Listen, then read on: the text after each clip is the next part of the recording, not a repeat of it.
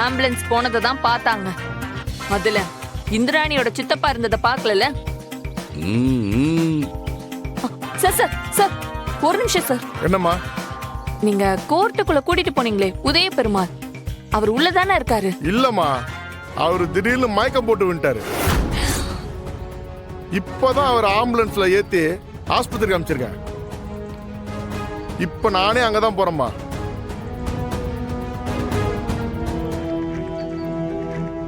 இதுக்கு மேலயும் உனக்கு நம்பிக்கை வரலனா நீ டைம் டிராவல் பண்ணி தான் போய் பார்க்கணும். நான் தான் அப்பவே சொன்னேன்ல, நாங்க இருக்கிற வரைக்கும் உன்னால அந்த குடும்பத்தை ஒன்னும் பண்ண முடியாது. இதுக்கப்புறமாவது திருந்த பாரு, இல்ல அடுத்த தடவை விழறாடி இன்னும் பலமா இருக்கும்.